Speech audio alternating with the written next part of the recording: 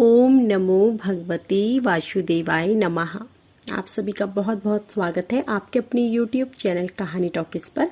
आज मैं आप सभी के समक्ष जेठ मास महात्म्य में अध्याय 6 प्रस्तुत कर रही हूँ। इससे पूर्व के अध्याय चैनल पर अपलोड किए गए हैं। आप हमारे चैनल पर जाकर जरूर सुनें तथा संपूर्ण अध्याय को सुनने के लिए वीडियो को अंत तक देखें। अध्याय 6 में कश्यप वंश का विस्तृत वर्णन किया गया है। सूत जी कहते हैं, अब मैं कश्यप की पत्नियों से उत्पन्न हुए पुत्र पौत्रों का वर्णन करता हूँ। ध्यान पूर्वक सुने। अदिति, दिदि, दनु, अरिष्टा, सुरसा, सुरभि, विंता, ताम्रा, क्रोधवाशा, इरा, कद्रो, विश्वा और मुनि, ये 13 कश्यप की पत्नियां थी। अब इनके पुत्रों का वर्णन सुनिए। चाशुप मनु के कार्यकाल में जो तुषित नाम के देवगण थे वह वस्तु मनवंतर में 12 आदित्य के नाम से प्रख्यात हुए। इनके नाम है इंद्र, धाता, भग, त्वष्टा, मित्र, वरुण, यम, विवस्वान, सविता, पूषा, अंशुमान और विष्णु। ये सभी सहस्त्र किरणों से संपन्न हैं और 12 आदित्य कहे जाते हैं। अदिति ने मरीचि नंदन कश्यप के संयोग से इन श्रेष्ठ पुत्रों को प्राप्त किया था। महर्षि कृशाक्षु के पुत्र देव प्रहण नाम से विख्यात हुए। हे द्विजवरों, ये देवगण प्रत्येक मनवंतर तथा प्रत्येक कल्प में उत्पन्न और विलीन होते रहते हैं। हमने सुना है कि दिति ने महर्षि कश्यप के संपर्क से हिरण्यकश्यपु और हिरण्याक्ष नामक 2 पुत्रों को प्राप्त किया था। हिरण्यकश्यपु के उसी के समान पराक्रमी प्रहलाद, अनुहाद, संघाद और हाद नामक 4 पुत्र उत्पन्न हुए। उनमें से प्रहलाद के 4 पुत्र हुए, आयुष्मान, शिवी, बाष्कल और चौथा विरोचन। उस विरोचन ने बलि को पुत्र के रूप में प्राप्त किया। हे विप्रवरों, बलि के 100 पुत्र उत्पन्न हुए, जिनमें बाण चेष्ट था। इसके अतिरिक्त धृष्टराष्ट्र, सूर्य, चंद्र, चंद्रा, सुतापन, निकुंभनाम, गुरुवक्ष, कुष्मी, भीम, विभीषण तथा इसी प्रकार के और भी बहुत से पुत्र थे, जो बाण से छूटे परंतु सभी श्रेष्ठ गुणों से संपन्न थे। उनमें बाण के सहस्त्र भुजाएं थी और वह समस्त अस्त्र समूहों का ज्ञाता था। उसकी तपस्या से संतुष्ट होकर त्रिशूलधारी भगवान शंकर उसके नगर में निवास करते थे। उसने अपनी तपस्या के प्रभाव से पिनाकधारी शंकर जी की समता वाले महाकाल पद को प्राप्त कर लिया था। दिति के द्वितीय पुत्र हिरण्याक्ष के उल्लकु, शकुनी, भूत संतापन और महानाम नामक पुत्र हुए। इनसे उत्पन्न हुए पुत्र पौत्रों की संख्या 77 करोड़ थी। वे सभी महान, बलशाली, विशाल सरोवर वाले नाना प्रकार के रूप थे, धारण करने में समर्थ और महान ओजस्वी थे। इसी प्रकार दनु ने भी कश्यप के संयोग से 100 बलशाली पुत्रों को प्राप्त किया, जिनमें महाबली विप्रचित प्रधान था। इसके अतिरिक्त द्विमूर्धा, शकुनी, शंकु, शिरोधर, अयुमुख, संभर, कपिश, वामन, मारीची, मेघवान, इराक, शिरा, विद्रावण, केतु, केतुवीर्य, सथद, इंद्रजित, सप्तजित, व्रजनाभ, इक्चक्र, महाबाहु, व्रजाक्ष, तारक, अशिलोमा, पुलोमा, बिंदु, महासुर, बाण, श्वरभानु और वृषपर्वा, ये तथा इसी प्रकार के और भी दनु के पुत्र थे।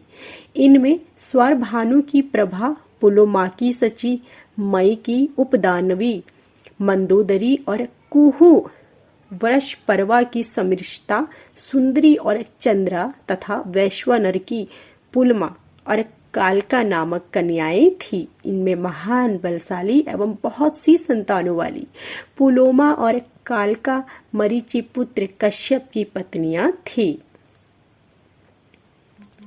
इन दोनों से पूर्व काल में 60,000 दानवों की उत्पत्ति हुई थी। पूर्व काल में मरीचि नंदन कश्यप ने इन्हीं पुलुमा और कालका के गर्भ से पोलोम और कालकेय संख्यक दानवों को पैदा किया था, जो हिरण्यपुर में निवास करते थे तथा ब्रह्मा से वरदान प्राप्त होने के कारण देवताओं के लिए भी अवध्य थे, परंतु विजय ने उनका संहार कर डाला। विप्रचिति ने सिंह के गर्भ से सहंकीय संख्यक पुत्रों को जन्म दिया, जिनकी संख्या 13 थी। ये हिरण्यकश्यपु की भांजे थे। उनके नाम क्रमशः व्यंस, कल्प, राजेंद्र, नल, वातापी, इलवल, नमुची, अजन, नरक, कालनाव, सरमाण तथा प्रसिद्ध कालवीर, ये सभी धनु वंश को बढ़ाने वाले थे।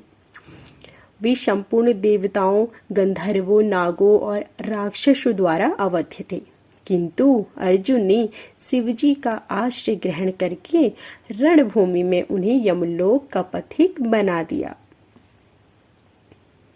ताम्रा ने कश्यप से सुकी, शयनी, भासी, सुग्रीवी, गृहदिका और सुचि नामक 6 कन्याओं को जन्म दिया। इनमें शुकी ने धर्म के संयोग से शुक और उलुकों को उत्पन्न किया। शयनी ने शयन, बाज तथा भासी से कुरुर, चकवा की उत्पत्ति हुई।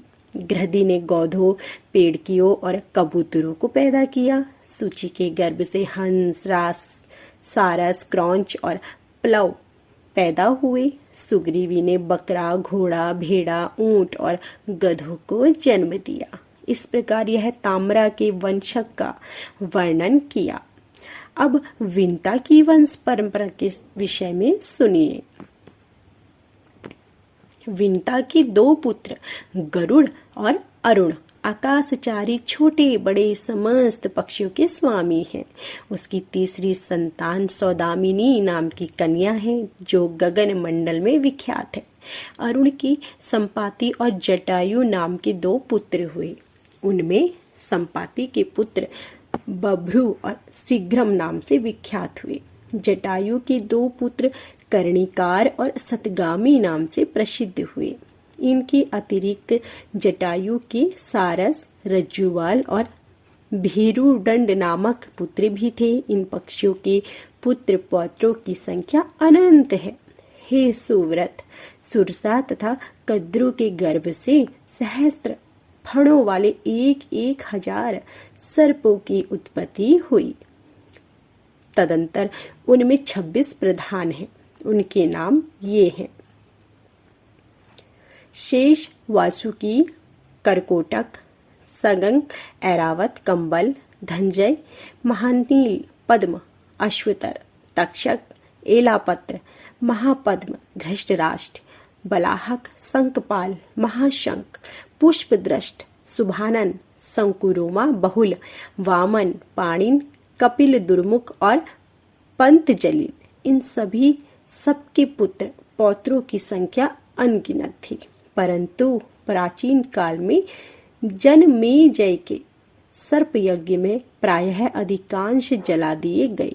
क्रोधवशा ने अपने ही नाम वाले धृष्टधारी 1,00,000 राक्षसों को जन्म दिया, जो भीमसेना द्वारा कर दिए गए संतप्त वाली सुरभि ने महर्षि कश्यप के संयोगों से तथा सुंदर अली गायों और भैंसों को उत्पन्न किया। मुनि ने मुनि समुदाय तथा अप्सरा समूह को पैदा किया। उसी प्रकार अरिष्टा ने बहुत से विचार और गंधर्वों को जन्म दिया। इससे समस्त वृक्ष, लता और झाड़ी आदि की उत्पत्ति हुई।